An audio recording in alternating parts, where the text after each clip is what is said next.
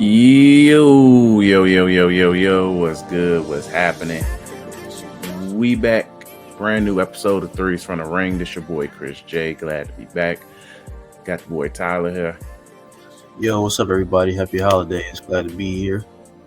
All right, cool.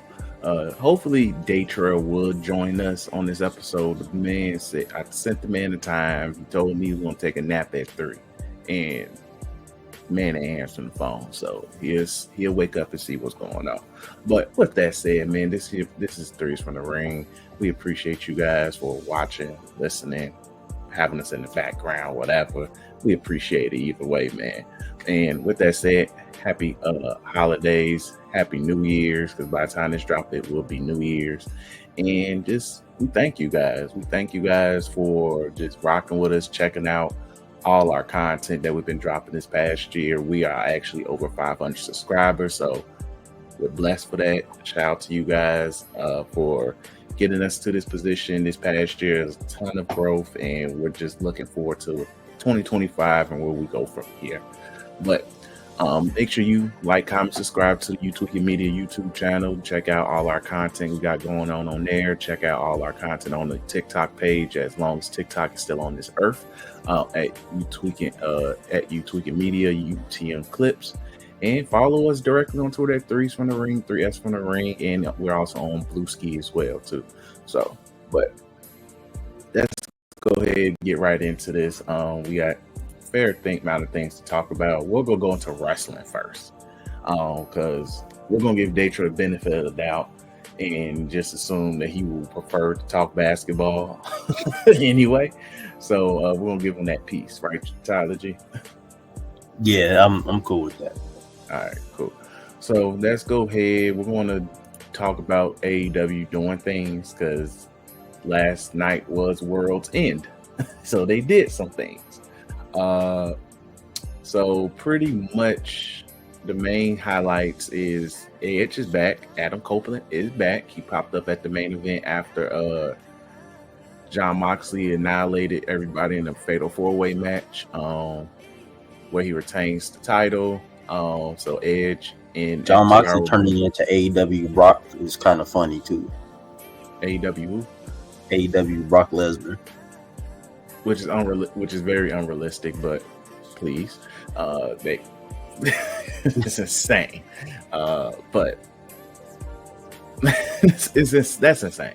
But so he, after defeating Orange Cassidy, Hangman Page, and was it Daniel Garcia? I think Daniel Garcia was in that match. It was somebody else who I'm just like, I guess. But so John Moxley defeated them. Edge comes out with FTR and pretty much slows things down. You said what, Tyler? You said what? No, I said it might have been Jay. Oh, it was Jay White. You are actually right. You're right. It was Jay White. And actually, we're going to get Daytrail on in a second. I see he's about to join. But yeah, so pretty much he annihilated them niggas and moved on with his happy life. But we're about to get Adam Copeland and his friends FTR joining. And I won't say join, but they're going to be feuding with them niggas. So that Swerve had the fans throw toilet paper at Ricochet. We're not going to talk about that cornball brother right now. It's the fact that now Ricochet's really plummeted himself to this level, so did it to yourself. And I think with the Continental Classic as well, I believe we have it's about to be Okada versus Ospreay, unless they had the final already. I don't recall, but yeah, they had the final. No, the qualifying matches for the final was Ricochet versus Okada. Okada whooped him. Then Ospreay beat Kyle Fletcher finally.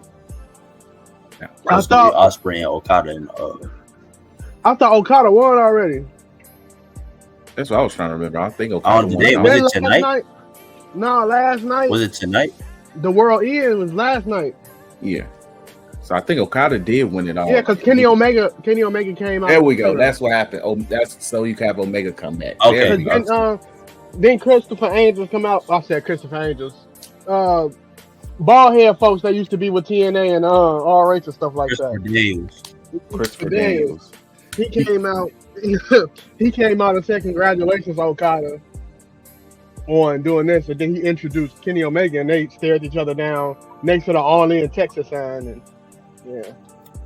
I hope that feud don't go all the way into All In Texas. That's like in June. That's nasty. It's really disgusting. But yeah, keep that away from me. But they probably can though, because I don't think Kenny Omega is going to be wrestling that many matches in 2025. Yeah, turn that. I gotta say this. AEW needed Kenny back. I don't care about Edge and FTR. Them some old niggas.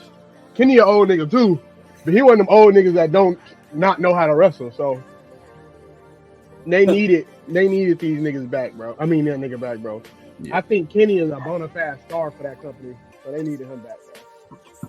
Pretty much, no lies told. So, but shout out to Omega returning. So shout out to him, and that's it in terms of significance, in terms of AEW doing things. So did y'all talk about? They said Sasha had I didn't get to see that, but they said Sasha had a banger. Hey, yeah, she only has bangers against Chris Statlander so far. Those and Willow, she had a banger. That's 3 bangers. Well, Chris Statlander is one of the best wrestlers in the world, you know, with women. Willow is too. I can't wait till she goes to the WWE. But like seeing because niggas put smut on Sasha's name, understandably, because she did have some mid going into AEW, and she's not a good promo. So understandably, some people put some smut on her name. But boy, she has probably, as a woman, has had the best matches. As a woman wrestler in any company, she has had the most consistent best matches. It's only between her and Io. I gotta brush up on my NXT. Maguglia wasn't there all year, and Stephanie Vacquer is fan as hell, but she wasn't there all year. Roxanne been putting on. Roxanne decent. Roxanne was probably the best champion, the woman champion this year. But Big Match Sasha, excuse me, has had the best matches as any woman this whole entire year. Even though they got what's her face rotting in RH. What is her name? Athena. Athena couldn't even have as many as good matches as. And Athena had good matches. Athena wrestling freaking look. Sasha Mercedes, she's fighting B to F level talent, because Britt Baker is still the worst match of this year. Spoiler for when we talk about our best and worst wrestling. But Athena's literally wrestling C D level talent and stuck on something I don't even know where I could watch the programming. But go ahead, get that Honor Club subscription. Salute. No thanks. But either way, I don't have an issue with you saying Sasha. She did put on a match. I saw the clips. I'm but once again, her best matches have been against their best talent, and that's where it's I can't call you the best if the ones we're hyping up is against a Willow who is a top 10 woman talent across wrestling. Same for Statlander, top 10 woman talent across wrestling. So it's but then when you have Britt Baker, you can't carry Britt to a good match. It's my nigga, nobody can carry Britt to a good match though. That's that is like carrying Solo SIKOA. That's like carrying LA Knight to a good match. But people have carried them to solid matches. They carry Solo to a solid match. Hey, look, Cody did what he could. All right, bro. All right. Cody did what he could. Roman about to carry this man on Netflix. G. That's about to be one of the worst matches we saw, just for The Rock to come out and point at that nigga, bro. If Rock come out, G, literally that match is going. It could be a 3-star match. It's coming one off that alone, because I don't need to see that nigga. Stay for your reshoot. The Rock, all them niggas have to be on Raw, and that's about to be a long, dreadful Raw, my nigga.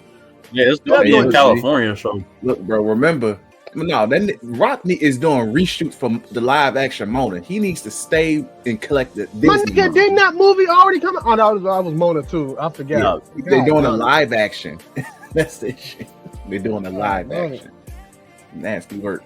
But yeah, stay away from. Hey, just man, keep doing I it can't away. take over the DC universe. I'm gonna take over some of these Disney movies again. He said, "Look, man, I just got to get my stardom back, man. That's all it is. Especially since That nigga got James Gunn flipped that nigga for some niggas we don't even know, bro. about turn them to stars, G. Turn them niggas to stars. That boy got Stars. 3 first-round picks for the Rock, bro. Yo, That's a hell of a trade. crazy. It's insane. Man's got 3 prospects that say, "Yeah." When I watch what I'm about to do, man, it's like giving Phil. That's like giving prime Phil Jackson young I'm talent. telling you, like he flipped that nigga. We got veteran Nathan Fillion off the bench with that ugly ass haircut, bro. It's looking. I don't even know who the nigga that's paying Mr. Terrific, but we got a Mr. Terrific in a goddamn movie, bro. Like that's some good trades. He got some assets back, bro. He got some assets back, bro. Yeah, About to get a hot girl. He ain't real. If Hot Girl and Jon Stewart do not bang at least once in this universe, bro. At least once, bro. He gotta go off the OGs. Cause I'm still mad we ain't got no goddamn no mulatto Lex Luthor. I'm still salty we ain't got no mulatto Lex Luthor, bro. So we need offer Vin Diesel the check, G. Bro, that nigga, that's the wrong mulatto Lex Luthor. Bro, you need to give a racially ambiguous nigga, G. Racially ambiguous. We don't know what Vin Diesel is, so it works, G. This dog looking at me mad as heck because I said we in a mulatto Lex Luthor. Nigga, you racist?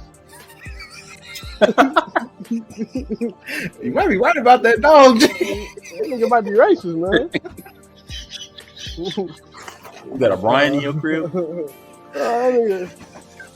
Dog, I can't pet you right now. I'm doing this podcast. Man, you can have the rest of my nachos, nigga. I'll take you out anyway. That's crazy.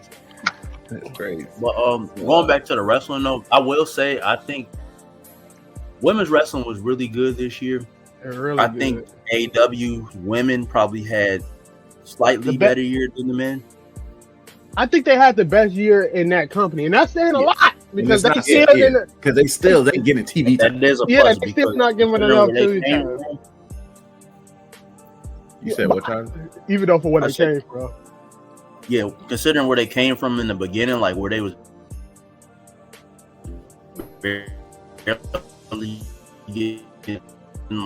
like real. You 3CP on it right now, brother. You lagging. Is he just lagging for me or is he lagging for you too? He lagged for me too. I can still hear y'all. Right. But I peep what you're saying. Yeah, I peep what you're saying. 100%. Even though it's lagging, I think if Tony Khan was smart, he would put the big. I understand Mariah. I think Mariah May is amazing. Even though I think this Tony Storm gimmick is kind of corny, I think Tony Storm is one of the best women wrestlers in the world. Before she turned back to OG Tony Storm, had the best gimmick for a woman wrestler with the timeless stuff. I just think I think you should put that belt on. I understand you didn't want to put the belt on Sasha because you didn't want other people to be like, you just giving it to ex-WWE stars. But it makes sense in this case. But I think you gotta have Sasha like champion that belt, and then you build a star. You build a star. Double champion is crazy because she hold up 2 divisions, and Sasha don't wrestle every Wednesday. So I hate when people hold up divisions, bro. I get it, but in their case, it makes sense. Finn Balor is my favorite senior citizen, bro. But I hated that he held up that tag division, dude. Yeah, no, that was a war crime that he finally let go of. Shout out to Hunter. But I ain't like this has been a really solid year in terms of women's wrestling. Everybody, each company's done their thing. Is just for AEW, it's an improvement, but it's not enough. As Jadakiss once said, it's just not enough. So, especially when NXT, their women has carried, that whole brand. Yeah, that's nasty. It's insane. That's so nasty. I don't even know half of the women on that roster, but that's nasty. It is, but like, hey, I ain't mad at it. But like, they creating stars over there, and especially as we're about to have 3-hour Raws and SmackDowns. Some of them about to get that phone call. It's H. Before Jada Parker gets that phone call, I need her and Stephanie back here to give me like a 20-minute. Give me a 20-minute match between them, bro. Damn, 20-minute match. I need them to be worn like what's going. Oh, she already had a race war with Lola Vice. Yeah, Lola Vice. So that man. I was gonna say give me an OG like California race war between those two, but she already had it. So. He said California. He said no. California Street, Chicago. Yeah, that too. Yeah, you ain't lying on that one. Definitely no lies right there.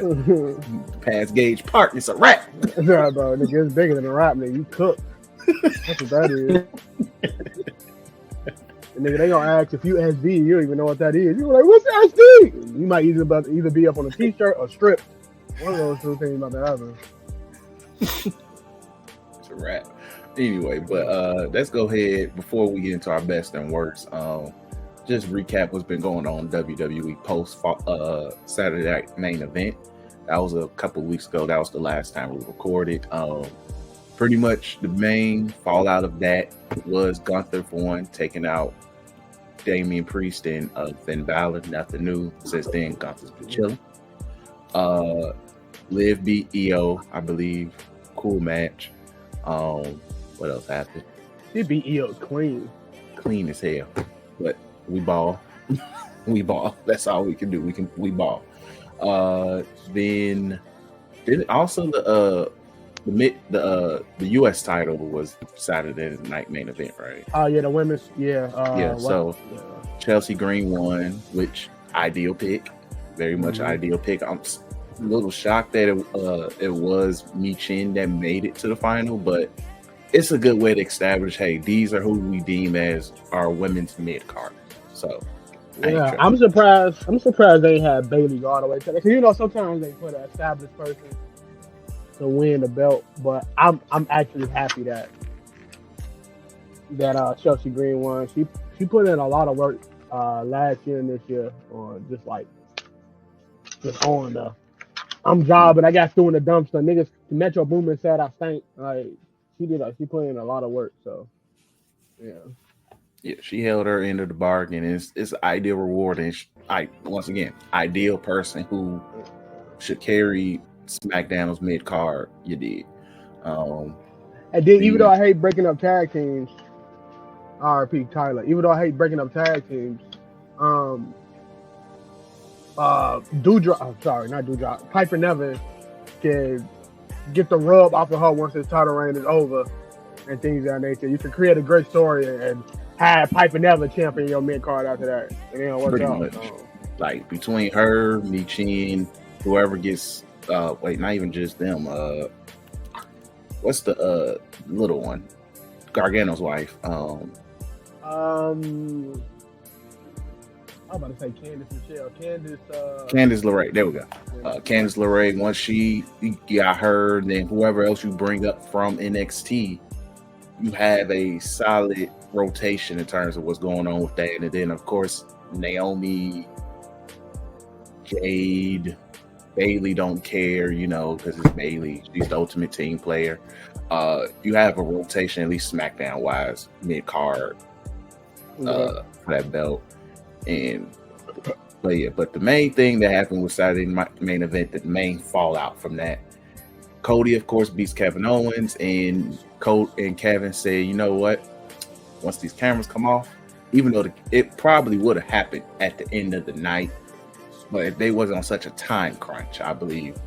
But KO power driver that man. This is how he power driver that man. Still crazy to me, and pretty much told that man you leaving in the hospital. So sent that man to the hospital, and Tyler, you don't have hotspot issues, but bear with us with that.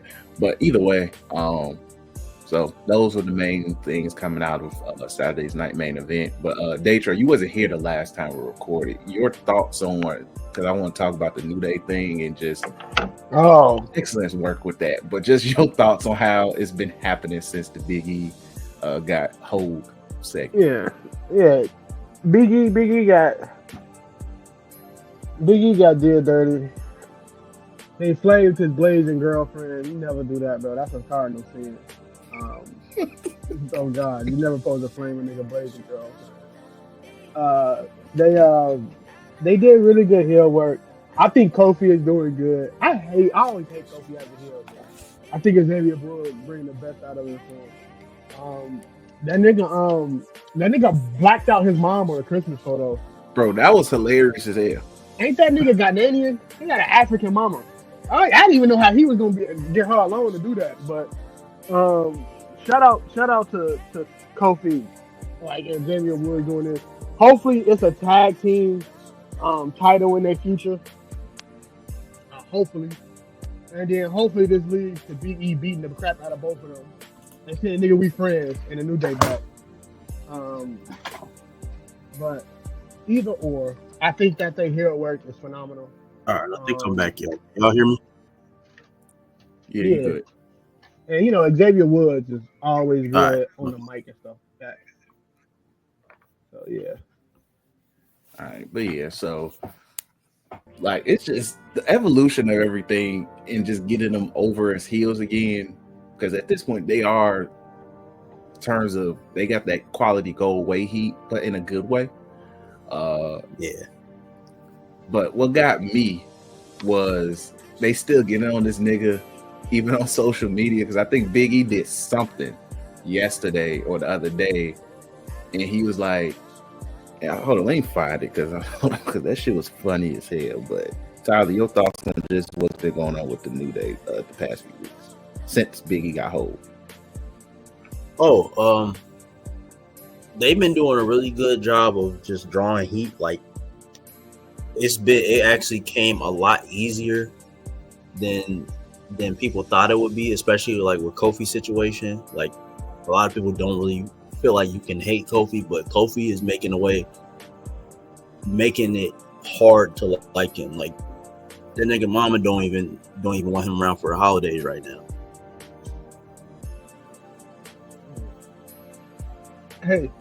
Hey, I'm reading this. I'm sorry. There was a year ago. I just gotta laugh. A year ago, this dude had like a flamethrower in LA and he was spraying it around and stuff like that. They caught this nigga and gave this nigga a charge of possession weapon of mass destruction. His bond is $1 million. That nigga is cooked, bro. They put that nigga in the dirt, bro. They got this nigga on 2 counts of possession of a weapon of mass destruction. Weapon of mass destruction is crazy, but I hear you. I hear it. I mean, think about it though. An actual flamethrower though. That nigga is cooked, bro. They nigga put in a GoFundMe for. No, get out of here. Ain't nobody gonna pay that $1 million bond, bro. Hell no. He cooked, man. But so Big E was at some bowl game. And he was playing the trombone. I saw that one. and Xavier Woods was like, "You playing in my face, mocking my craft?" like, bro, I love what they're doing with this G. Like, I love it. Like, it's excellent work when it comes to this. But I'm looking forward where this goes, because at this point, you're not doing all of this unless Big E isn't at least a month or 2 away from being cleared from in-ring action. That's all it is. But when he come back and probably whoop their ass in a handicap match, it's gonna be golden, G. It's gonna be really golden. Then they shake hands like, all right, bro, we good now. But yeah, what else we need to really hit on? Should we preview the Netflix card? I mean, hey, did we talk about? I'm sorry, I was doing something. I don't even have my phone's down silent for the church. But yo, did we talk about? Y'all talk about basketball? No, we're gonna do basketball. We was waiting on you. That's why. Cool. We can preview the Netflix card. Yeah. Preview the Netflix card. That's gonna perfectly lead into like the worst and best wrestling stuff. Yep. All right, hold on. Let me find this, because at this point. All right, so at least right now, what's been confirmed is CM Punk versus Seth Rollins, Roman Reigns versus Solo Sikoa, and Liv Morgan versus Rhea Ripley. Those are the only 3 confirmed matches. We might be getting more factor in this. Remember, Netflix, there's not going to be no ads. So, well, actually, there is. Yeah, it's gonna be like they said that they're like it's gonna be live, but like it's gonna be worked in a whatever way Netflix wants to work them in. Okay, that's gonna be interesting. I think WWE and them have to what Netflix.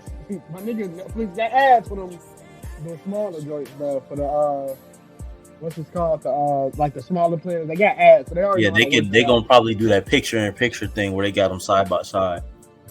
Oh, that's cool. I think ads help wrestlers because then they can start doing like, you know, they get told they on the ad right now, so they can start doing like chin locks and stuff like that. But like, I don't know how, you know, a lot of people didn't like it. Bro, I'm gonna keep it a bean. Sometimes ads are a good thing, and I'm not saying as a WWE. I'm saying like, my nigga, every Raw, no ads, 3 hours. That is pay-per-view level of watching wrestling. Yeah. I ain't trying to do that on Monday, bro. I ain't trying to do like that you need like little breaks, little intermissions. Yeah, it's the breaks, and then also that's revenue. Like, yeah, they make a lot of money from those. Yeah, I'm not expecting nothing on a streaming site, even with the ad-free option, to not have ads in some capacity. Especially in this type of live event. And then it's a sporting event. Every sport event has ads some way or another. You gotta pay these motherfuckers some way. Yeah, that's all it is. You gotta pay them some way. That nigga Amen Thompson body slam Tyler Hero. Yeah, let me find that video. Let's look at basketball. Real things. If you can find that video, send it to me, bro. Please do so. Yeah. That's insane. But at least right now, that's what the card is. So Liv Morgan versus Rhea Ripley. Please, for the love of God, let this be the end of this feud. Please. Jesus Christ. Hey, I'll talk about it more on some of wrestling's worth.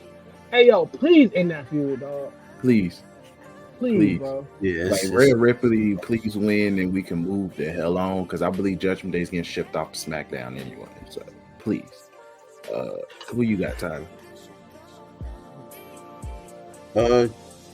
I think it would make sense to just give it back to Ripley. To Rhea, so she can move on to other feuds, because it's not that it was a bad feud. It's been kind of dragged out a little too long.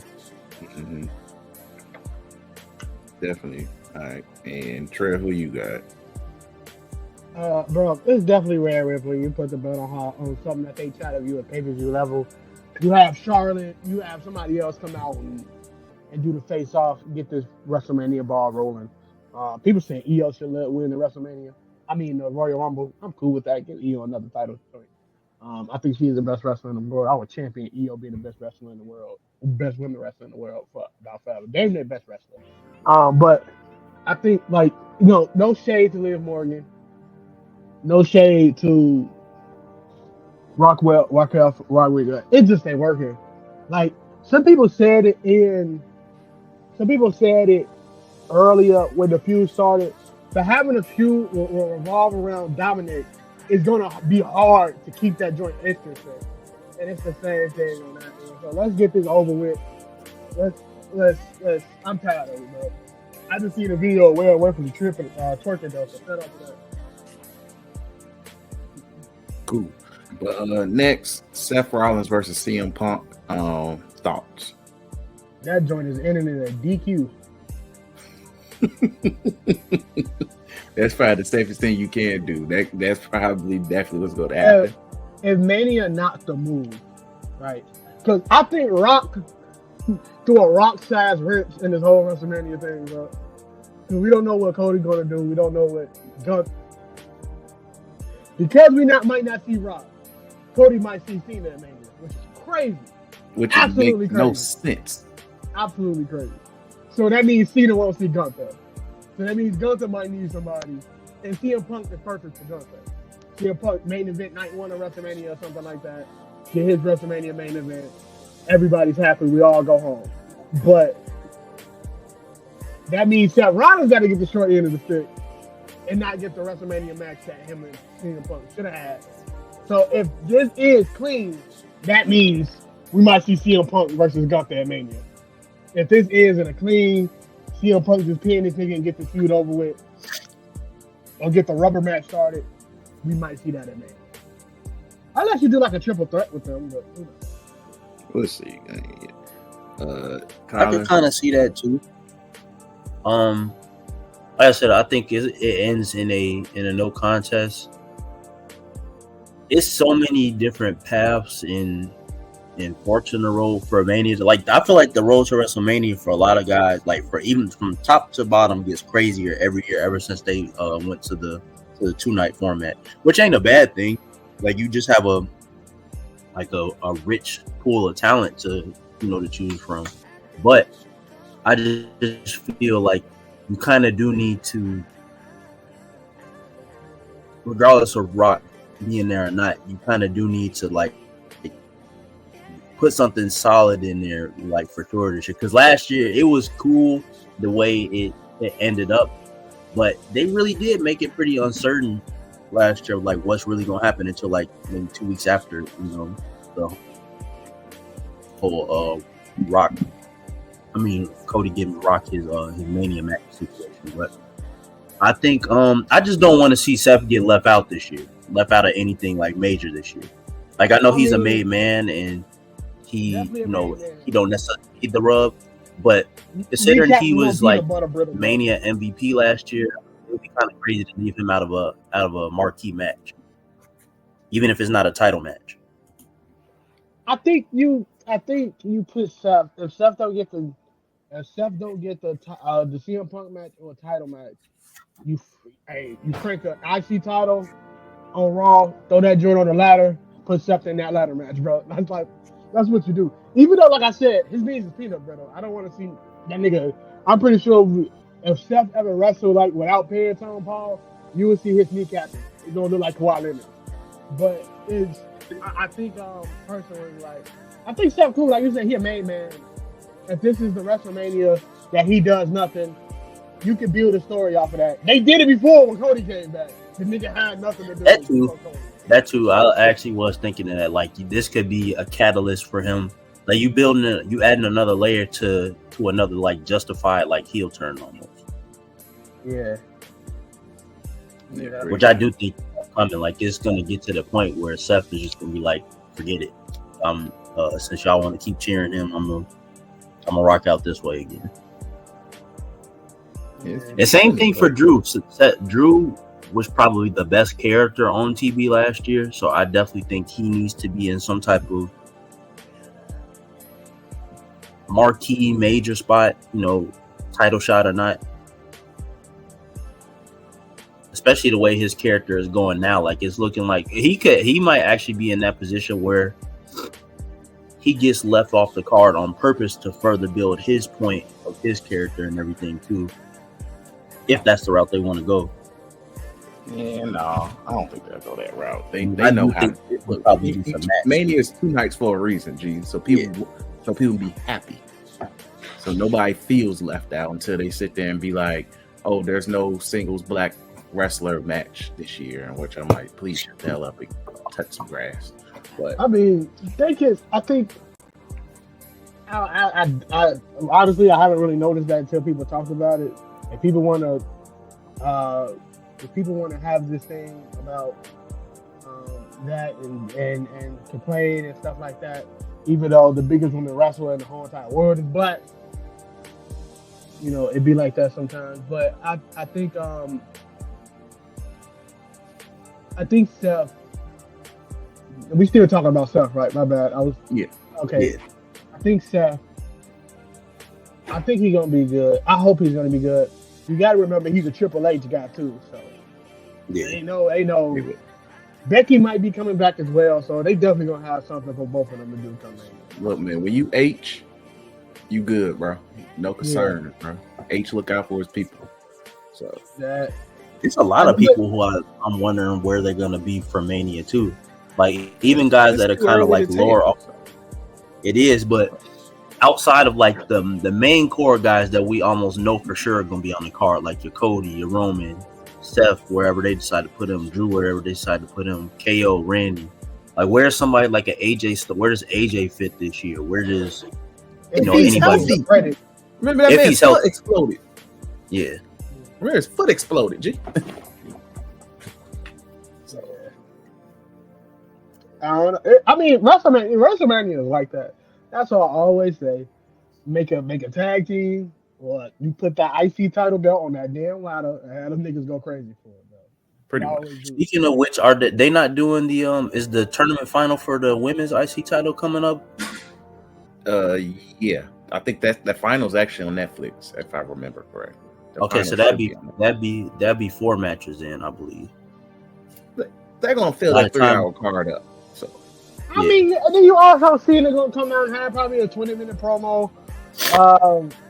And he probably have a match after saying promo. I'm praying we get PGW Cena. I'm praying we get PGW Cena. Yeah. Like, one day, me on this podcast, we're gonna talk about how Cena damn near saw some Adam Cole and stuff. Because he's like, you know what, I can do that. And he ended up doing Hurricane Ranas and Canadian drivers and stuff like that. Look, man, the best thing that ever happened to Cena was beating Kevin Owens in them, bro. Bro, that nigga like, man, I got some people I can do this with. That's right, the best thing that ever happened to him. But you know what's crazy? Just to talk about that situation for a minute. You know what's crazy about that is, I think that's the type of talent that they were missing, like in the midst of like prime Cena run, where people started to really complain and turn on him. It wasn't really Cena's fault. It's just they had him go against the same 4 niggas every month.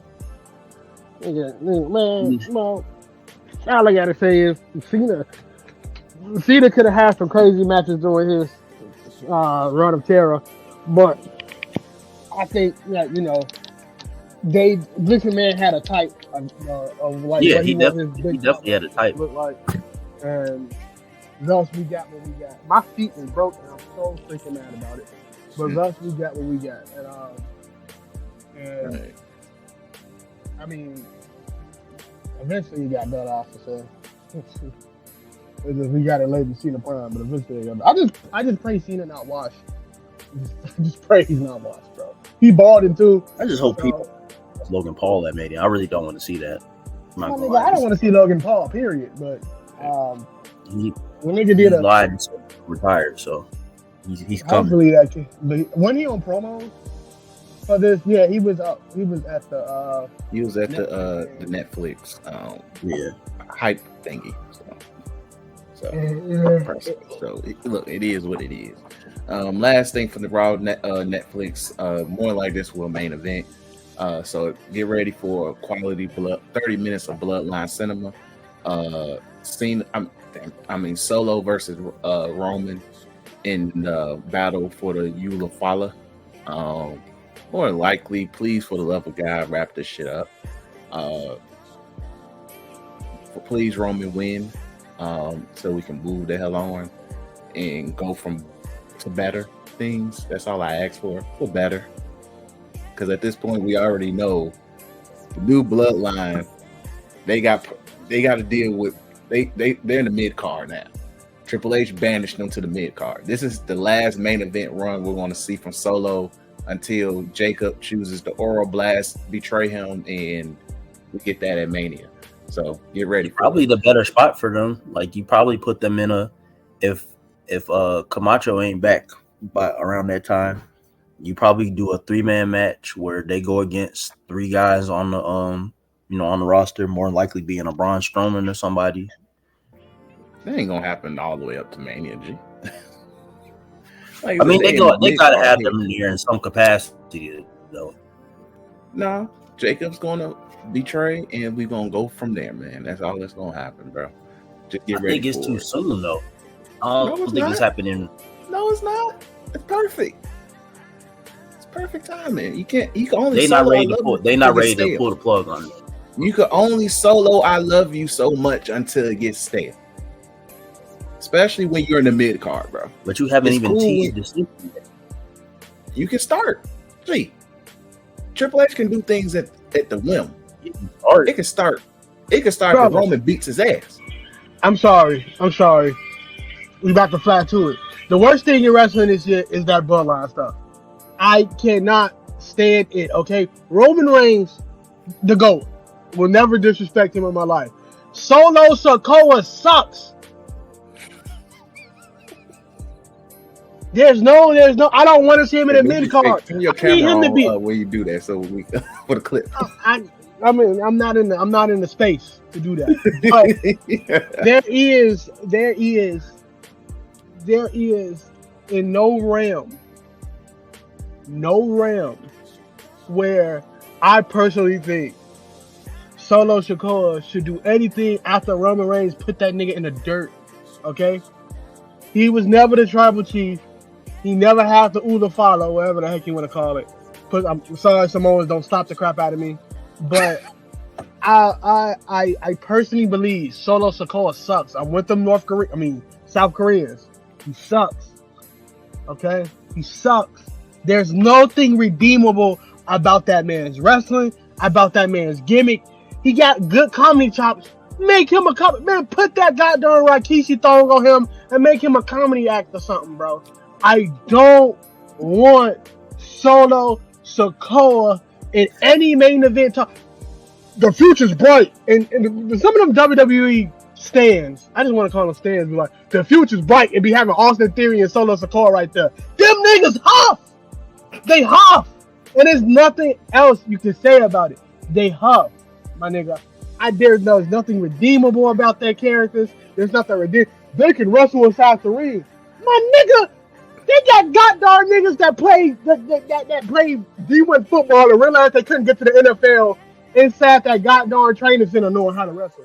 Man, honestly, it ain't the biggest thing in the world that somebody can goddamn do a suplex and still be standing at the end of it.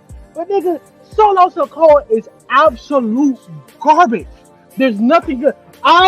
When this whole bloodline thing happened, I only look forward to Jacob Fatu, my dog Tungaloa, and goddamn and the other Tonga nigga, I can't think of his name. I'll be doing that. Tama Tonga. Them three, amazing. They did a good job. Where he got that from too. Shout out to Phono. I want nothing to do with this nigga Solo Sikoa no more. Send him to NXT. Throw that belt on him after Ricky Starks grab it or something like that. But please, for the love of God, get that nigga off my TV. Get that nigga off my TV, bro. He ruined SmackDown. Because of that nigga, Cody had to go, because of this whole bloodline thing, Cody had to go second fiddle to the stories on SmackDown that involves this bloodline stuff. We have to see a garbage match between him and Roman. We have to see a garbage match between the Usos and the Gods of Destiny. Not because Jacob Fatu garbage, not because Tama Tonga garbage, because that nigga Solo Sikoa is tough. And you mix that in with freaking Jimmy, it gets worse. My nigga, you got my nigga, the goddamn tag match garbage, literally just Solo Sikoa and Roman Reigns doing an aura off. The match between him and Cody Rhodes, huff. My nigga, War Games, everybody but him put in work. Huff. That nigga Jimmy broke his goddamn leg. That nigga, what's my nigga Bronson Reed put on a crazy performance, shattered his joints.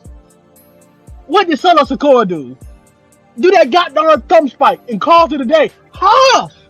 He's huff. There's nothing you can say to me what makes Solo Sikoa cool, bro. Nothing. For everything you say, I can bring a huff attribute to it.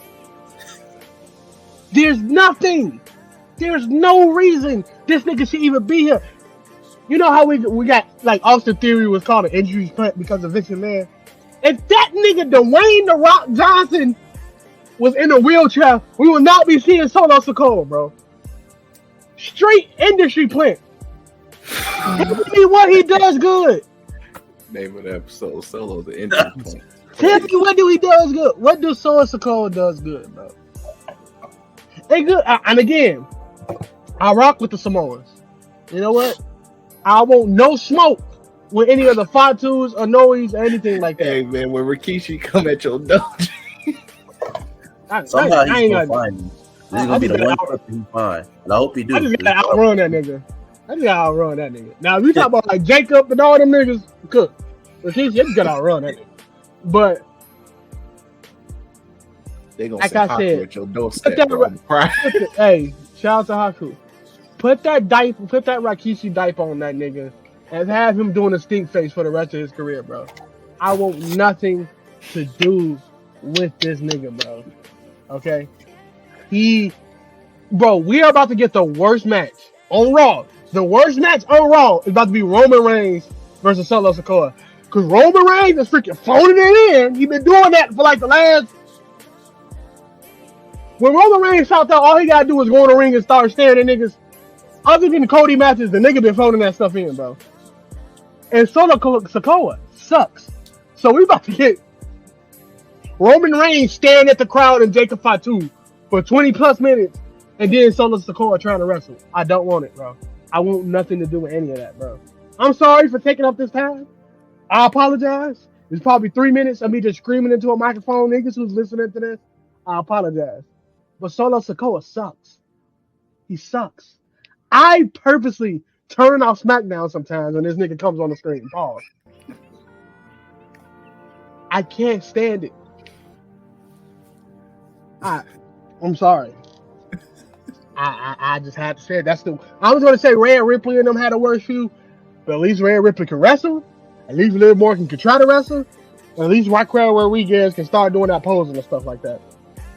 And dominant entertainment. Solo Sikoa has nothing. Nothing. And he wrestled barefoot. That's automatically he wear boots now. You've been wearing boots. Because that nigga knows that. I told y'all niggas, I don't watch this nigga, bro. I thought he was still wrestling barefoot. You wearing boots for a year now. I don't. He's Huff. He's Huff. I've been watching wrestling since I was a shorty, a jit. I have never seen an industry plant this strong, bro. Never. I done seen the Chris Masters. I done seen the Stinskys. I done seen the Ginger Mahals. I done seen the Great Khali's. I done seen a bunch of niggas. I done seen the right backs. Cena. Cena not industry plant. Cena got it out. Chill on Cena being Remember Heidenreich? I done seen the Heinrichs. Like, come on, dog. I done seen them all. I seen them all. Bro, Heidenreich was really a point though, because they had immediately after Brock left, they gave that man his finisher. Yeah, big man Petty knew that nigga was Huff. But still, Heinrich is better than Solo Sikoa. Luther Reigns. Shout out to my nigga Luther Reigns. I want some peas. Shout out to Fono. Hey, that's still a top 10 promo of all time. G. Shout out to Fono. There's honestly a conversation between who's the worst. Might get mad at me when I say this. But though Great Khali and Solo Sikoa, put them two right there. What the hell? On who's the worst. I'm telling you, we can have a conversation on it, bro. I'm telling you. Future episode. Future episode. If this match do end up Huff, which throw Great Khali in there. Throw Great Khali in there, bro. If this, bro, we gonna come on this podcast pause next week or something like that, or the week after, and we're gonna have a real conversation if this match is up. If my nigga, if y'all looking at y'all phone during this match, this is on Netflix. You ain't gotta put up no goddamn illegal stream or nothing like that to watch this. My nigga, if y'all are on y'all phone for even 30% of that match, Huff, my nigga. Huff. I understand that nigga. That nigga Great Khali has some stinkers in that Punjabi prison and whatnot. Undertaker couldn't even put that nigga to a good match. But my nigga, Solo Sikoa, I never seen a good Solo Sikoa match. You know, I was entertained when that nigga Great Khali squeezed that nigga Rey Mysterio head like a pea. I was entertained as a shorty. My nigga, I have never been entertained by anything Solo Sikoa has ever done. I'll rock with the E. Hey dog, I kill you if you do that again. But like I rock with the WWE. I rock with Roman. I rock with somewhat of the bloodline, like 30% of the bloodline. but please end this. And then all this for a possibility of a Roman Reigns versus The Rock stinker at WrestleMania. I'm livid. Okay? I'm livid. Cause that's gonna suck too. Cause guess what? That nigga Rock sucks. So like, I can't. It's gonna be straight punches and niggas on the floor, people's elbow, spear, win. And I'm gonna be, oh my God, bro. I'm with AEW, bro. I'm about to put the shirt on. I'm gonna get you and Tyler a shirt too. Treating that like a shit. No. You know what? If this nigga, Solo SIKOA, if him and Roman Reigns have a decent match, and I mean we gotta be real, I will buy a Solo SIKOA shirt. I don't know if they exist. I don't know if Solo SIKOA got merch, but I will buy a Solo. Have anybody ever seen a Solo SIKOA shirt? No. At least I've never been on the shop to see, but hold on. I'm about to look it up now. I'm about to look this shit up. Give me a second. But like, bro. Alright, Solo SIKOA merch.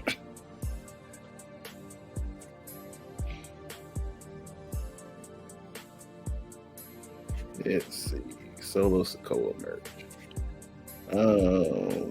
Damn. They don't even take you straight to the shop. You might be right, G. This nigga might not have merch. Yo, he don't have merch. It like if I was to put Roman Reigns merch, it'd pop right up. Trey, you here? Huh? Yeah. So he doesn't necessarily have merch. I can't do that then. The only merch he has is this this Cody versus Solo t-shirt for SummerSlam. And he has a children's shirt. Yo, that is crazy. That nigga really don't have merch. That is insane. All right, well, we'll move on. Man, that's like 4 minutes of you ranting. That's gonna be hilarious as hell for you to edit. But let's go ahead and get. And no, you good because I'm letting you be the one edit it. but yeah, so let's go ahead and get to our best and worst. We'll get Tyler back in here right now. You good, bro? Trying to find the stability. All right, cool. Hey, look, man, they couldn't handle that rant. G. That's a crazy rant to end this year. But let's go ahead and do our best and worst of 2024 in terms of wrestling. We're going to do matches, wrestler, male and female, promo, pay-per-view. Y'all can hear me? Yeah, you good. So let's go ahead. So how we're going to do our best for each category, then the worst for each category, and then we go from there. All right. Let's go ahead and get best feud out the way, because at this point we kind of know what the worst is. So for me, my best feud, honestly, and it is pretty much. Excuse me, sorry about that. My best feud, arguably, is pretty much Damian Priest and Judgment Day. Like, particularly Finn and Damian. Like, that's been my favorite feud. That's legit, as I call it, a blood feud. Yeah, it's easy to go with CM Punk and Drew. That's a easy one. But just in terms of like pure raw hate, that was my favorite one. It's still going on to now. And yeah, well, overall, and it's still more things to come with it as well. So Seth and Drew Seth and God damn it, Damian and Finn. Shit. Damian and Finn is my favorite one. That's crazy. Hey, look, man. Look, that's mine.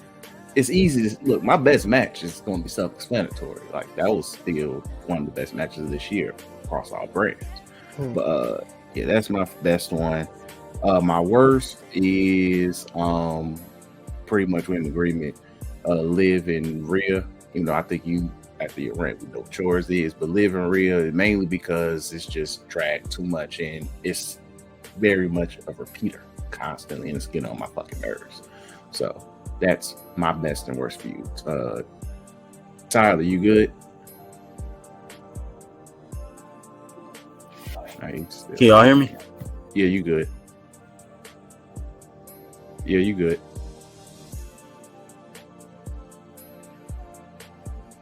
All right. I think he's still trying to maintain. No, you good. But Daytra, you can go and give your best and worst feud. Best and worst feud? Yeah. Oh, Bloodline is the worst. We ain't got to talk about that no more. Best feud, CM Punk versus Drew McIntyre. That was the best feud. Drew McIntyre solidified himself as a made man in that company throughout the last couple of years. He is made. He is made. If he mess around and get him a part-time contract, he deserves it. I personally think his character work is out of this world. It makes me hate Vince more when that nigga had him dressed like a freaking gothic, like a gothic servant with Dolph Ziggler for when he came back to the main roster. But now, like making him a top guy, and feuding with CM Punk, another dude who is almost impossible for CM Punk to have a bad feud, just the way he can elevate the people around him and stuff like that. So I think that was the best feud. Again, I ain't got to talk about the worst feud because I think it's the Bloodline stuff. Everything after Mania felt like a gunshot wound to the head. So God damn. Damn. All right, Tyler, before we lose you again, you still here? Tyler? Yeah, we're like we lost you again. All right. But we'll go ahead and let me just see. Tyler? All right, you good? You here? Hello? Yeah, I think we just lost him again.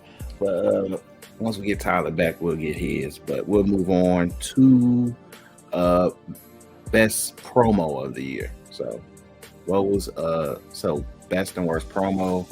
I'm gonna go ahead and go first with the worst.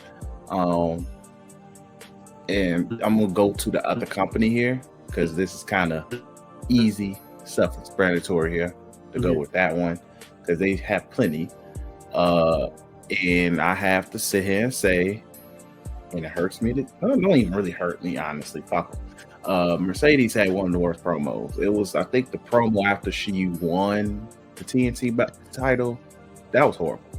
That was a really horrible fucking promo. She could have kept that shit. It just really just doubled down that she can't talk, and it really sucks because you have, as we call it, the Shelton Benjamin syndrome. Cold in the ring, charisma, or as the youth call it, but your ass can't talk. You can't put it together. So she had one of the worst promos, but like that, she had plenty. But I think the worst one was after she won the belt. So she got to get that together. And then my best promo, it's really, and the funny thing is, it's recent. But Kevin Owens in the car, all those were really good, man. Captivating, funny, epic work, man. Just one man in his phone, and that was really good. Like it was the first one where he tagged, I think, Stephanie, Triple H, and it was somebody else who had no business tagging Shawn Michaels, I think. And I was like, what is he gonna do? Why does he care? But that was a really, really great promo, though. So that was my best and worst promos right there. Trev. Worst promo. Anything Solo Sikoa have said throughout this whole Bloodline saga. Absolutely horrible stuff. Best promo. Anything Gunther, CM Punk, Drew McIntyre. Wait, hold on. When was the Gunther telling Damian Priest he being poor was a choice? That was this year. I take that back. That's the best promo of this year. I'm sorry. I forgot. I don't know how that slipped my mind. I thought that was last year. See how wrestling goes? That's actually the best promo. But yeah, I like I said, I absolutely rock with him. And I think Gunther, CM Punk, and Drew McIntyre is a 3-way tie. I think after CM Punk gave his heartfelt stuff with the WWE when he came back, ever since then, flames on the mic. Drew McIntyre is Drew McIntyre. He know how to merge that internet stuff and keep it in wrestling very, very well. And Gunther calling people poor. That nigga cut a crazy promo, I think, on Bill Goldberg before. So, yeah, I think those 3 are the best. And again, Solo Sikoa by far is the worst promo guy in the heat. You gonna keep up with this nigga. All right, and then let's go ahead. Our best match. Our best and worst match of the year. So I'm gonna go ahead and do worst. Yeah,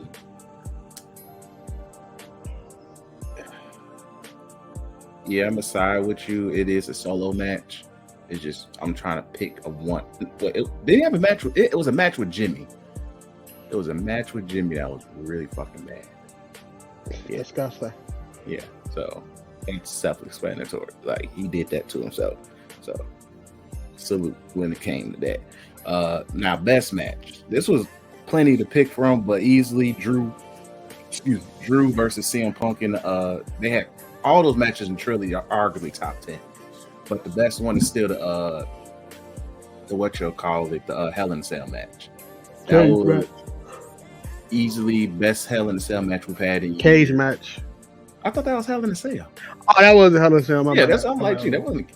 But yeah, easily best Hell in a Cell match we've had in years, and it's been years since we had like a legit A1 Hell in a Cell that felt like a Hell in a Cell and not just a match in a cell. Which I hate plenty of them, but shout out to them. They restored the feeling. I don't want to see another Hell in a Cell match for a long time. So Triple H, please tell them to keep the cell away for another year at least. But easily best match of the year. So for me, worst match, Solo Sikoa and Jacob Fatu versus Roman Reigns and Cody Rhodes. Reason that's the worst. I'm pretty sure technical wise it's been worse matches. Reason that's the worst match. You put 2 crazy over baby faces against Solo Sikoa and Jacob Fatu, and you don't remember anything that happened in that match. That's the worst match that happened this year, bro. Sorry, Jacob Fatu and Roman Reigns couldn't out-order each other in that match to save it. Cody Rhodes couldn't save it. That nigga Solo Sikoa sucks. So that's gonna be my worst match. And my best matches, I'm in agreement with you. CM Punk versus Drew McIntyre, Hell in a Cell. That nigga got a toolbox thrown in his head.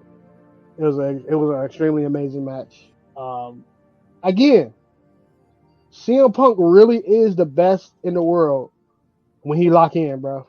It is absolutely crazy. It is absolutely crazy. Like niggas would be like, "Oh, CM Punk washed, he old," and stuff like that. And then that nigga goes in and wrestles, and you just be like, "Dang, I watched one of the best matches this year." So shout out to CM Punk. Hey man, shout out to CM Punk. All right, so then next is our best and worst superstar wrestler of the year.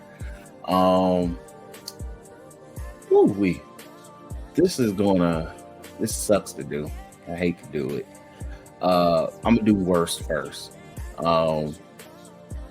And honestly, I don't have no. I won't say. I say it sucks to do, but the worst is easily, and I hate to really throw women under the bus here, but Britt Baker definitely is the worst.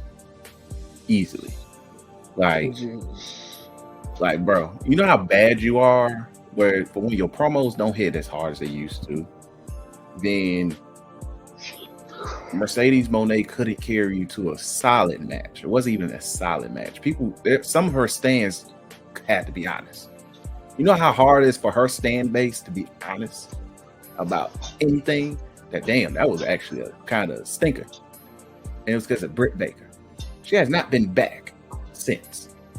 Tessa Blanchard is back into Impact Wrestling before Britt Baker had another meaningful moment in AEW. Damn shame. But yeah, she sucks, G. Horrible. But she needs a performance center really bad. Really, really bad. But Tony Khan ain't gonna let her out that contract.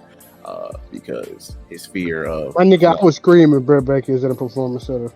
Get ready for that department of that t-shirt, bro. She's gonna be in that t-shirt, G, real soon with Ricky Starks in due time. But overall though, that's just my thoughts. It was a cool match. Not cool. She's not cool at all. But yeah, Britt Baker, horrible. You had one match this whole year and it was a stinker. And Tony Khan had the decency to say no more. Salute, my brother. Salute. And then my best. Yeah, my best is definitely gonna be Gunther. Mans is consistent.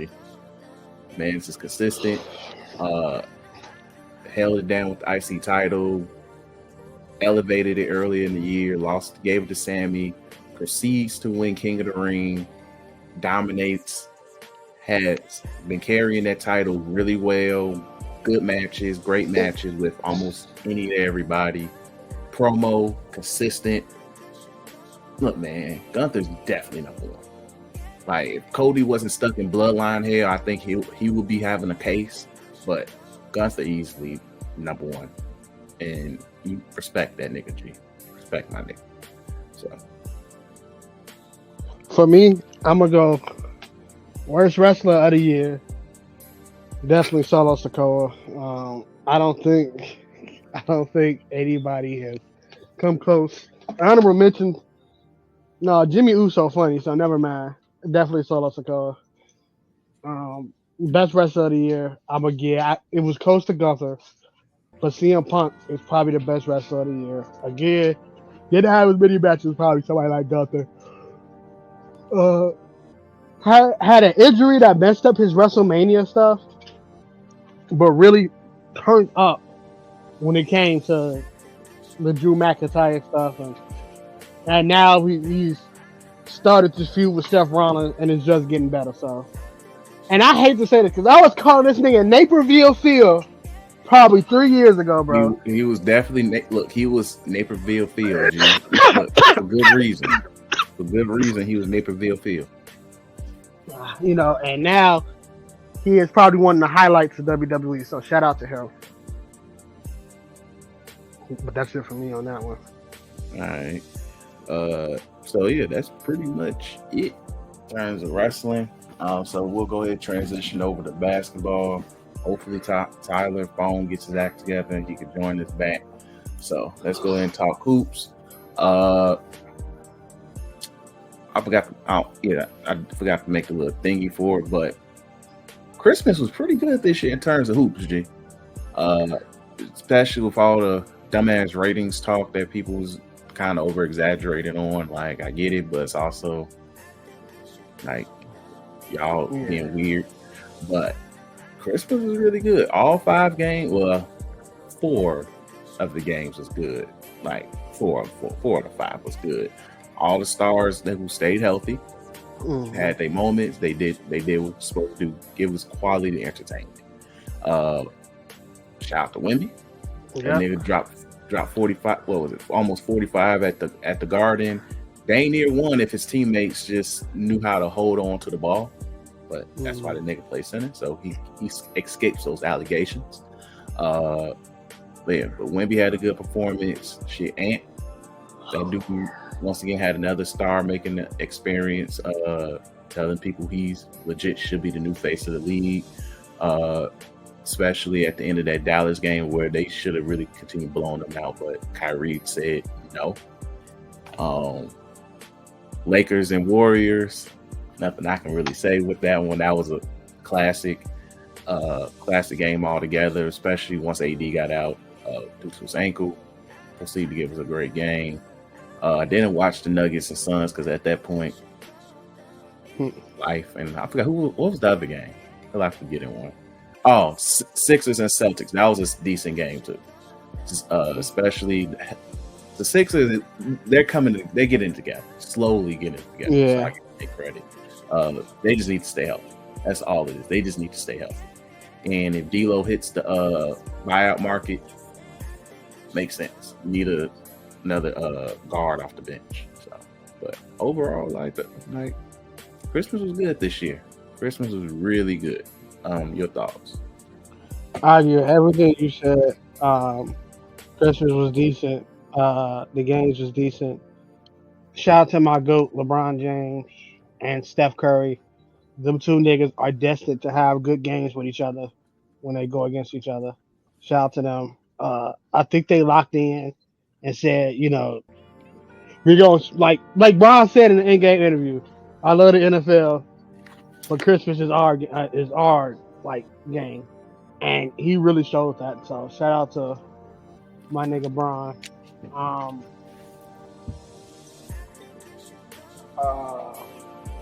And that's pretty much it. Shout out to Wemby too. Wemby really locking in for the wrestling. I mean, I'm about to say wrestling stuff, the basketball stuff. Just get your big ass on the block, and then we perfectly fine, bro. I don't never want to see us. The game is evolved, and since he can do it, he should be able to do it. Y'all don't like, nigga. I don't ever want to see that nigga shoot 7-8 threes a game. Like, he could just be just as cool and just as amazing, in the post, hit mid ranges and stuff like that. Dog, what is you doing? Oh, I'm about to have a hard time with this dog. But yeah, but shout out to them and things of that nature. Yeah. But yeah, so also this is another thing I need to just pinpoint. And it's just the ratings thing. I get it. People sit there saying, "Oh, you can't watch the games," and shit like that. People being a little too weird with that because full well the shit's still on ESPN and TNT. That's not changed. That has nothing to do with anything till next year. Yeah. That's the thing that kind of blowing me. And people talking about they shoot too many threes, but a lot of you niggas literally favorite player Steph Curry, so I don't want to hear shit in KD. And that's all they do is fucking shoot. So, and it's just all the other shit. Like, you get mad at play styles. You niggas watched 2000s basketball, and too many people lying. We watched on the episode. Nature fell asleep watching the 2004 finals. Stop lying.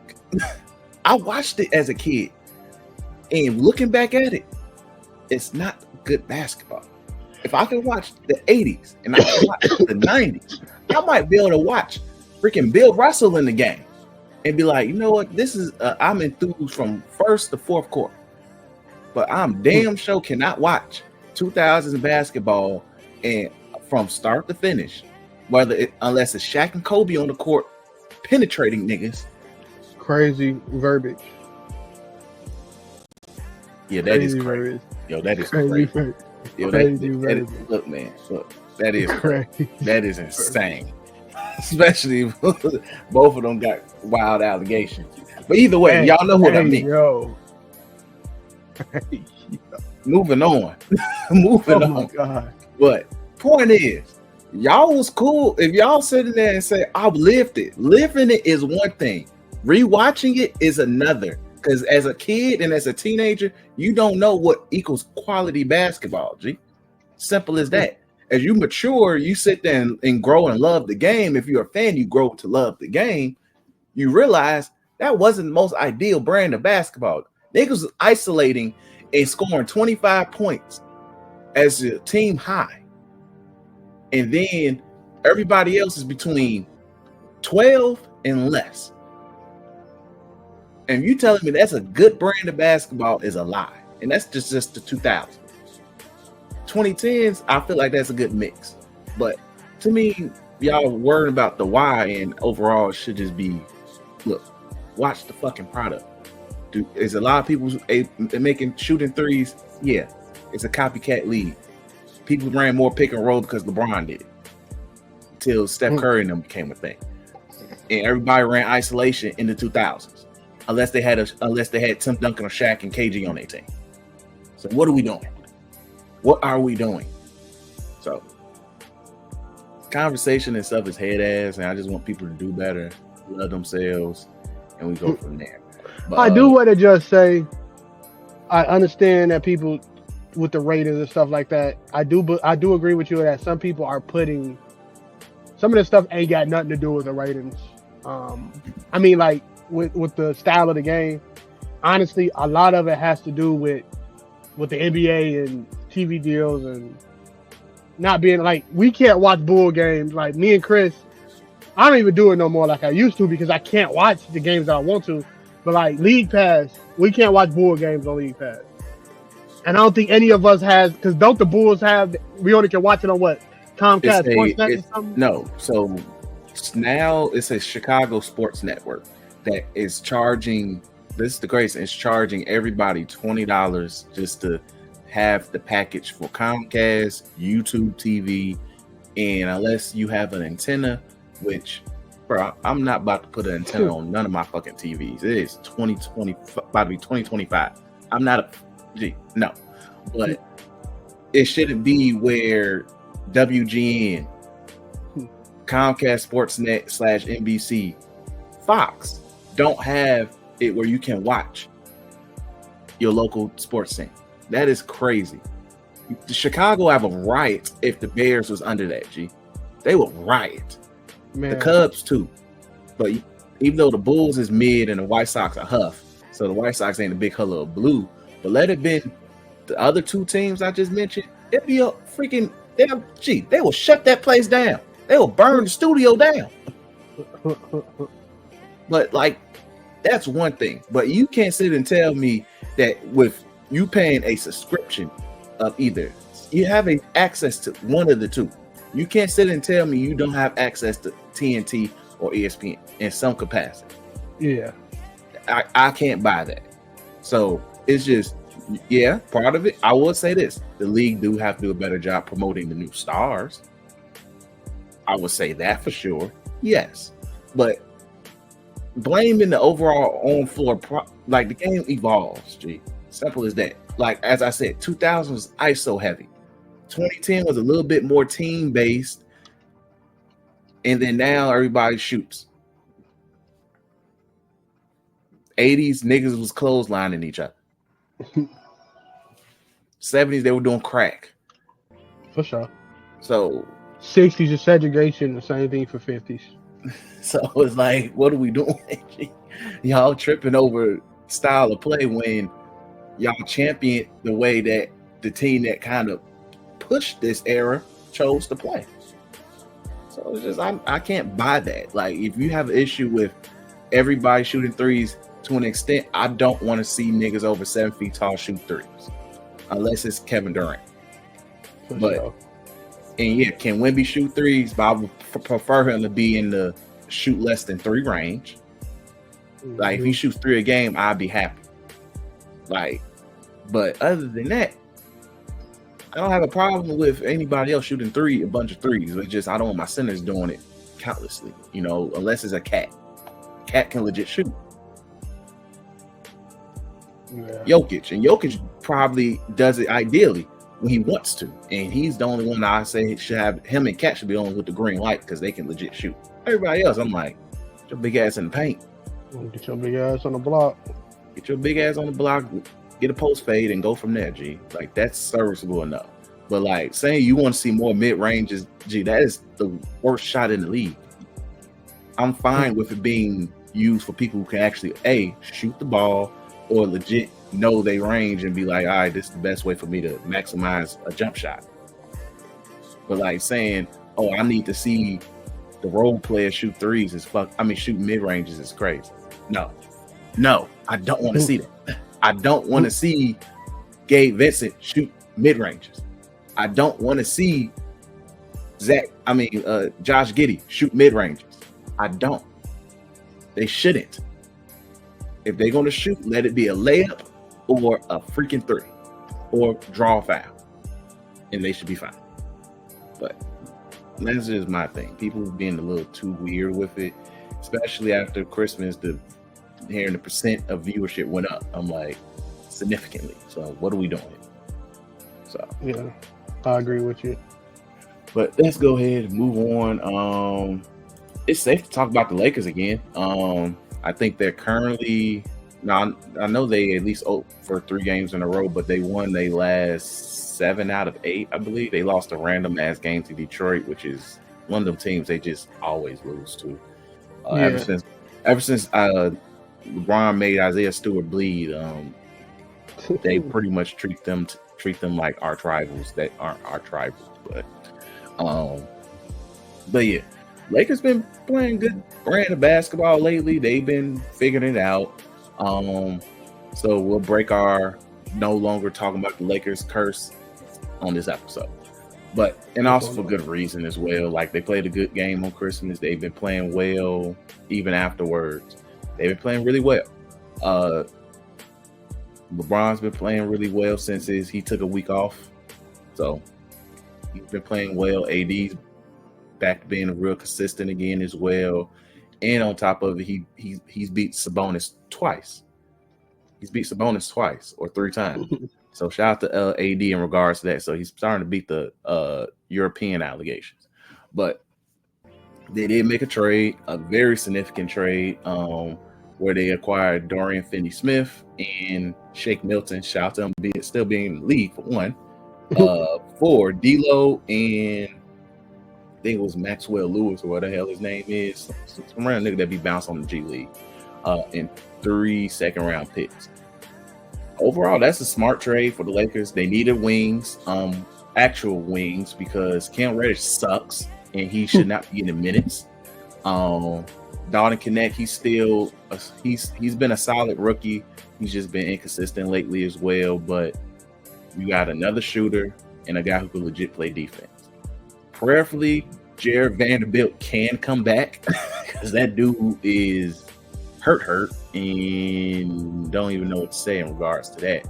But if you got a dude who can shoot 44% from 3, as long as he learns to catch the ball from LeBron and Austin Reeves, I think he'll be fine. Mm-hmm. So overall, that's a really good move, good pickup for them. I like it a lot. I would like them to still find a backup center. Yes, you have Koloko, and then you got the abuser.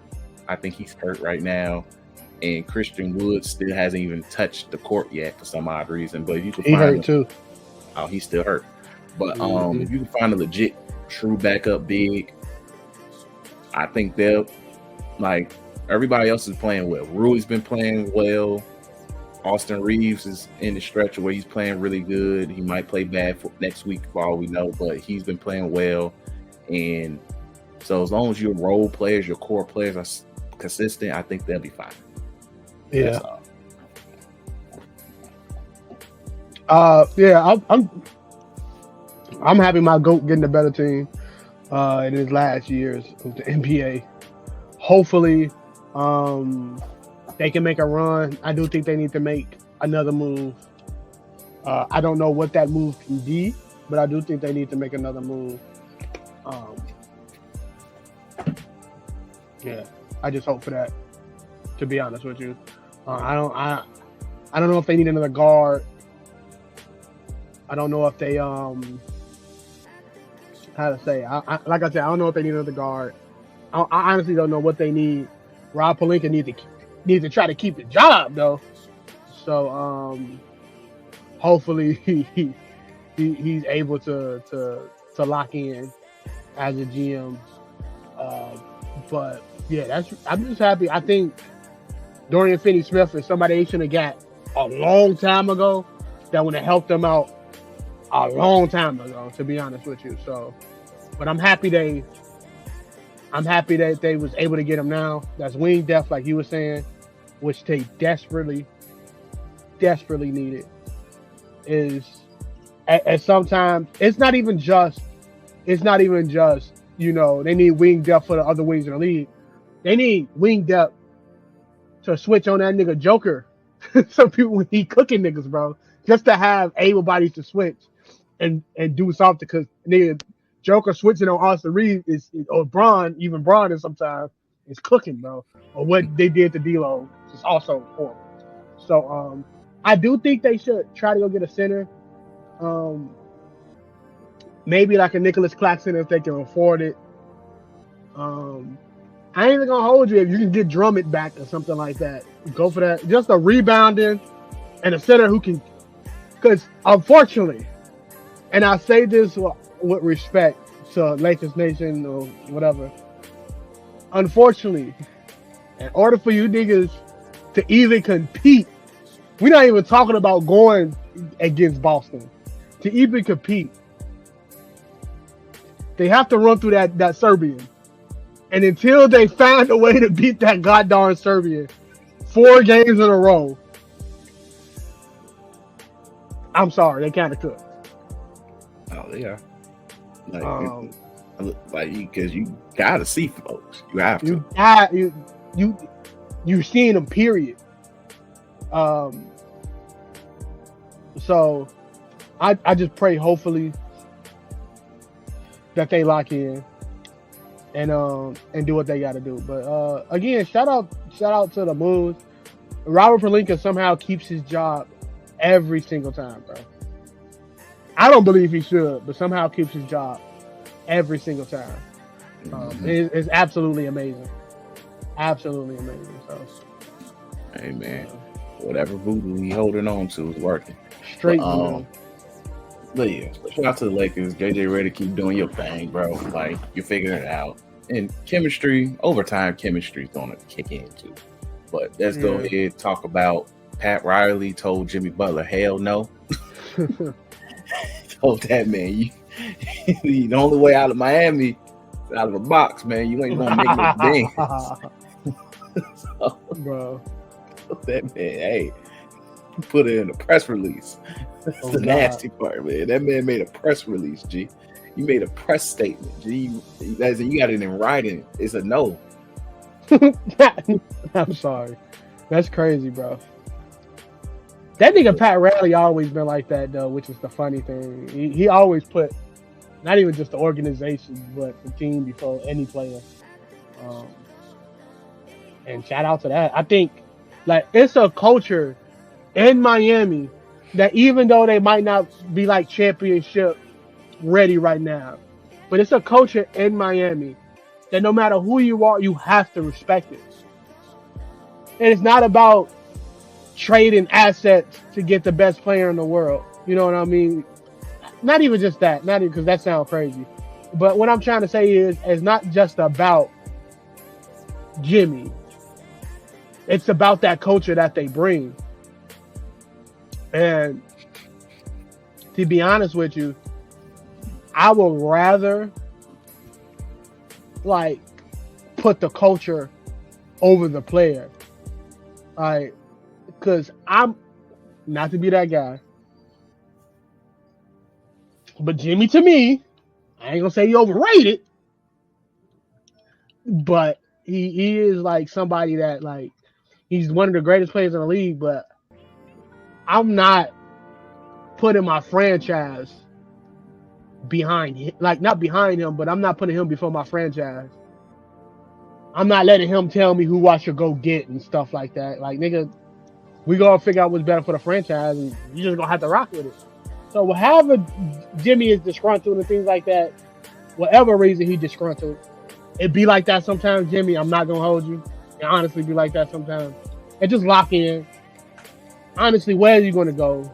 And niggas, you gonna try to force yourself to the Warriors, and they're gonna have to give up their whole depth just to get you? Because I don't think Miami just gonna gift the Warriors a goddamn player. Like, why would they? So, my nigga, you're not going to an East team. What, you gonna go to Phoenix? Same thing gonna happen to Phoenix. They gonna have to give up somebody. Give up, and they already lacking in depth.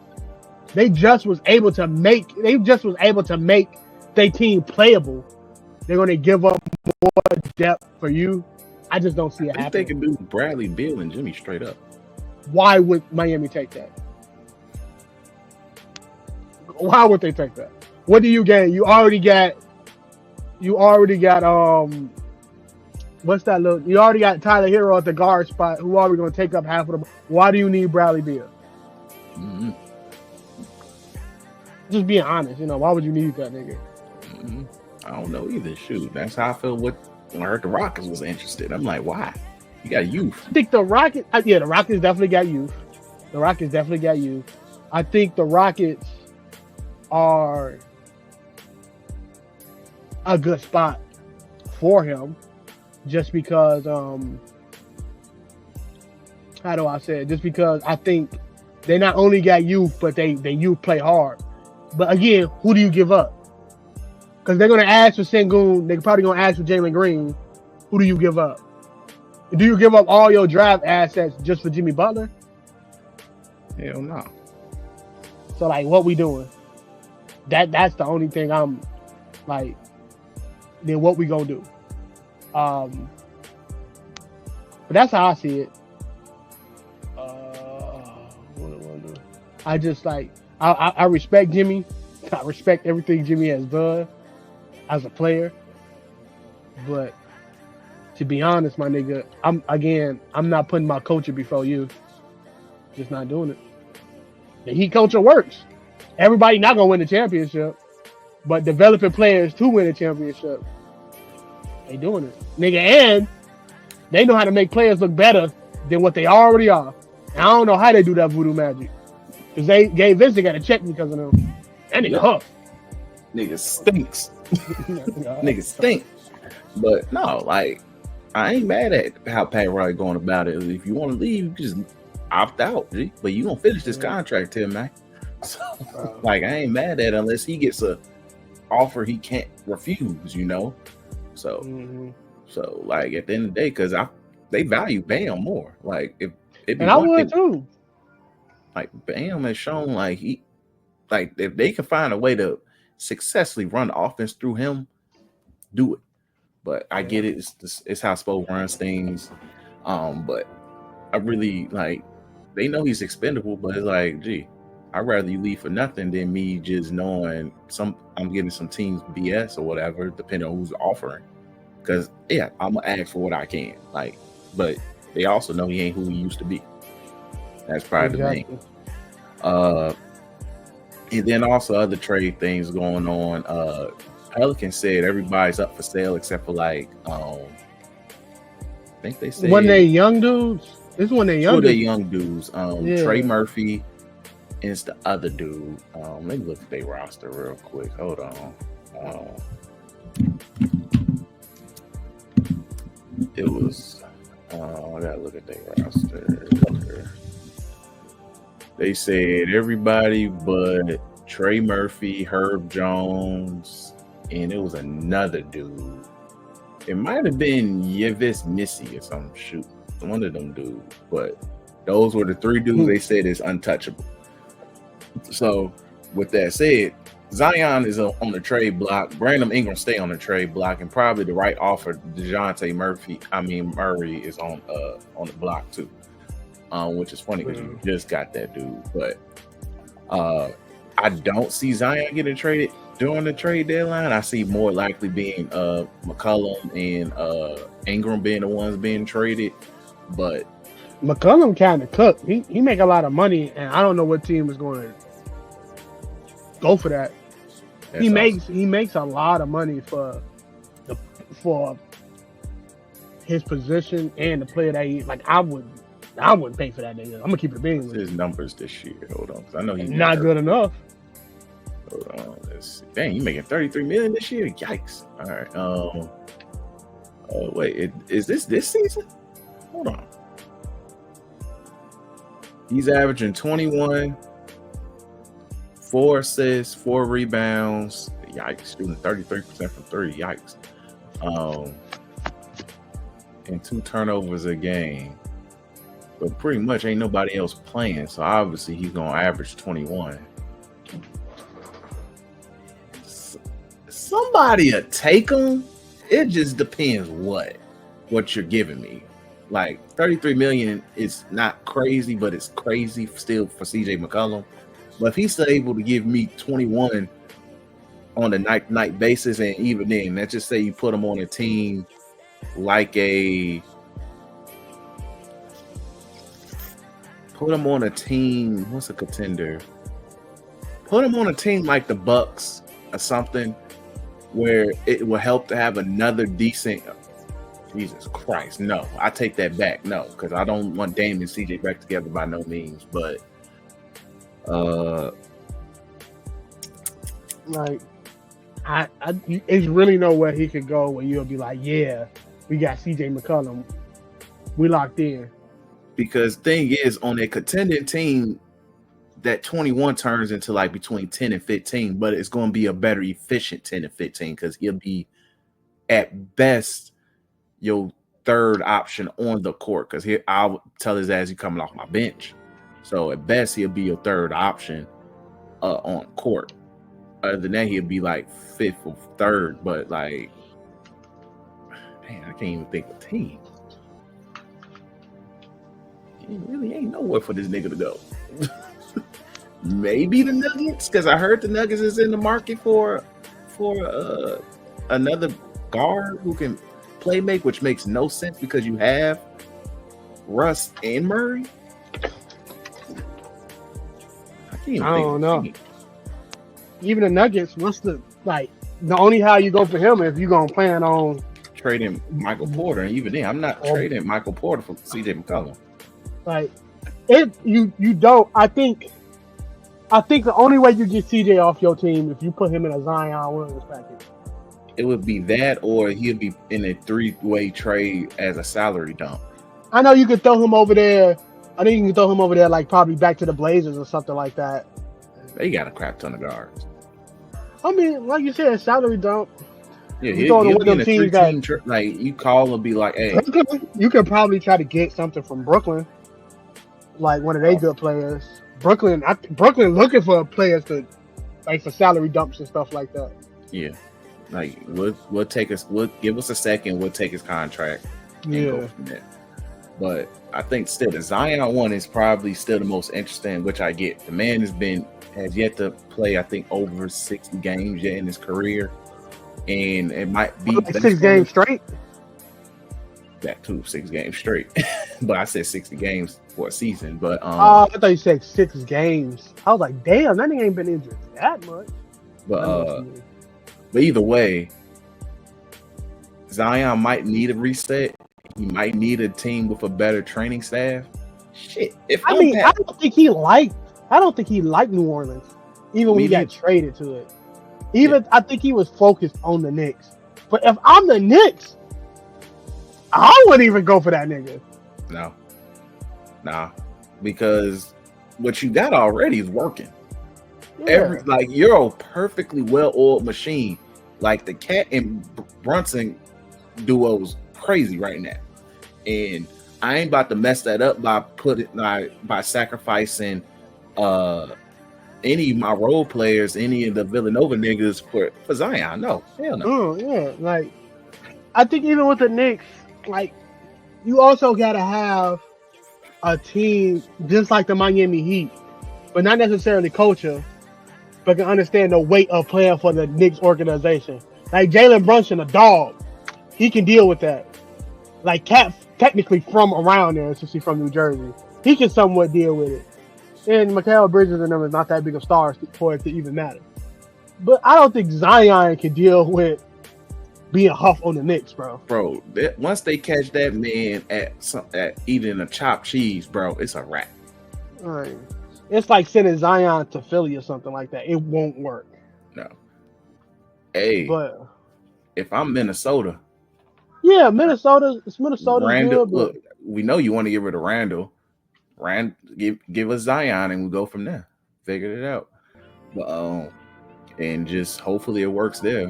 Like Ant might be able to. Him and they gonna be spending time in fucking hoes DMs, bro. Being weird. Oh no, Zion a freak boy. He might have to go to a Minnesota. Ain't that many niggas out there. You gonna have to fly some hoes out. That nigga a freak bull. Anytime you clapping Mariah Mills and it's not just a one-time, fun-time thing, bro, you are a freak bull. And he's still actively messing with it. That's the nasty part. But yeah, but either way, Pelicans just outright saying, look, anybody can go for the right price is very interesting, just especially when Zion's in there. But the thing is, I think I read somewhere that because of the weight clauses in his contract, it makes his contract a lot more easier value-wise for any team to take. It's just, for one, you got to believe in him. You still got to believe in Zion, which is like some teams can.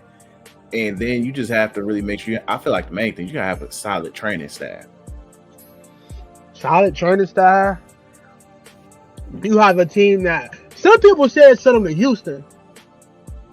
You take a Jalen Green, but I know send him to a strip club capital of the world is crazy. It's crazy. You made Doka as the I know the Freak Bull trio probably crazy, but like I can understand Houston because they have the time to wait on Zion becoming Zion. No contender has the time to wait on Zion becoming Zion. On the hope of Zion becoming Zion. Like no contender has that time frame to wait. Nobody really knows. Right. Well, you can send them to a place like I'm trying to think. You can send them to like Charlotte. Him and LaMelo. That's better than the woman beat over there. Yeah. And the thing is, he hasn't played since November. Who, Zion? Yeah. November of this year? Yes. He hasn't played since November 6th. I thought, look, I didn't even know he played this year. Like, Zion's good, though, and that's the sad part. Yeah, he's a great player. He only played 6 games this year. That 6 number is crazy. Look, but damn, he hasn't played, and it says it's because of a hamstring. Yeah, so he got for his sake, I think it's just he needs a restart. I don't know, and the thing is, it's tough to place a team, but he needs a decent restart, and it would benefit him. The Nuggets would be fun.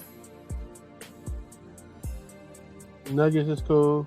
The Nuggets will be fun. You trade Michael Porter contract, give him one first round pick, make sure just make sure it's lottery protected. Be like, here y'all go, and go from there. Like Michael Porter, because I think his Michael Porter contract makes it work because his contract is ridiculous for no reason. Like, yeah, you lose your best shooter, but figure something out. Nugget situation weird. Yeah, I don't know who you are. You're gonna end up in Utah. Yeah, I don't know. The Zion situation weird, man. Yeah, that's what makes it weird because if this was 2K, yeah, I'd take him in an instant. Injury sliders is gonna go down, but at the same time, I'm not about to. It's just the injuries. That's just the main fear is the injuries, G. So, I mean, if I was a team and I take Zion contract, I would send him out for the rest of the year. Let that nigga heal completely. I'm telling you, I just send him out for the rest of the year. it just depends on the team, because if you like fringe playoff team, I don't want to say a contender, but like they just say, like I said, I did use the Nuggets. They just say the Nuggets. Mm-hmm. I'm not about to sit you out for a year. I'm gonna see what's wrong with you and see what, because you gotta send him out. You gotta send him out for the rest of the year. You have to make sure he's 100%. Because the thing about it, once he gets to your team, if you're the Nuggets, if you're a contender, like the Nuggets not winning a championship this year. No, they're so you can afford that. Yeah, like they have to rely on an injury and something happened to Boston. They have to rely on an injury in the West and something happened to Boston. Like Boston falling to Cleveland or something like that. Boston fall to Cleveland, they might can win something. if you get Zion, because imagine you have Zion play this year, and this is for any team that gets him. You have Zion play this year. He proceeds to not be healthy going into next year. He gets injured. His value is cooked. There's no trading that. How many years left on this contract? There's no trading that. Let me see. Zion's contract. Claywich. Let's see. Shout out to Spot Rack. Let's see. Okay, he still got 3 years left on his contract. And that motherfucker going up every year. Cause like I said, unless like I said, they just like I said, they know the thing is, hold up. Oh, they actually do further protections. Weight must be less than 295. Body fat monitored. Huh. Okay. The fact that that's actually in here is crazy. Now that's another thing. I think that I think them putting them joints in Zion contract put a sour taste in his mouth for New Orleans. Yeah. And I don't think that relationship can ever be repaired for something like that. You tell me, in order for us to pay that money, you can't be fat. You a fat nigga. All right, so actually, so looking at it, hold on. So details about this contract. So guaranteed seasons become non-guaranteed due to games played. So what is it? So this season is a 50% guaranteed contract. It's fully guaranteed on the 7th of 2025. So if I see why they'll probably want to get him off the roster, because then you got to guarantee his fucking contract. You got to pay the whole $36 million. Next year, it's non-guaranteed, but becomes fully guaranteed during the summer of this year. Next year. Same thing. So, and then if it's certain triggers as well, if he plays X amount of games for certain games, bro, weigh-in checkpoints is crazy. I'm telling you, I will be like, nigga, this is what y'all think about me. I wouldn't sign contract, G. That's just me. I wouldn't even sign it. Just generational money. Generational money. I get it. I do. But G, somebody would have still maxed you out, G. Without that, bro. Like yeah, we make fat jokes about Zion all the time on the podcast. But still, like that's still crazy. Like you could have just made it injury based and that'd been fine. But like the weigh-in checkpoint is crazy. Like, gee, like you get to a certain point in the season, I step on that scale, bucko. Like, god damn. But somebody's going to pick him up eventually. Like, I don't think he's getting traded this season. If he do, I'll be really shocked. It's probably one more injury or him saying he won't out, or the Pelicans saying a redo. But if the Pelicans got a redo, a lot of niggas losing their job. Honestly, yeah. Like, but that's why they said everybody's up for grabs. So if everybody's up for grabs except for legit Trey Murphy and Herb Jones, it's like, okay, what are we doing here? You know, like you made your decision on who you want to build around. So I get why you do want to just restart in a way, but it's like you got some, like the only one who I feel gives any value to a team would be Brandon Ingram. If Zion's healthy, he can bring maximum value, but it's just Zion can bring right now at least 3 draft picks, at least 3, at least 3 first rounds, I should say. 2 right now, yeah, he can bring in 3. He could come in 3 off. So like, if a team is really desperate, let's just say Timberwolves don't even got the first round picks, but I'm trying to think of a team who's like there. Let's just say the Pacers. I'm used to Pacers. And I would say they're desperate enough.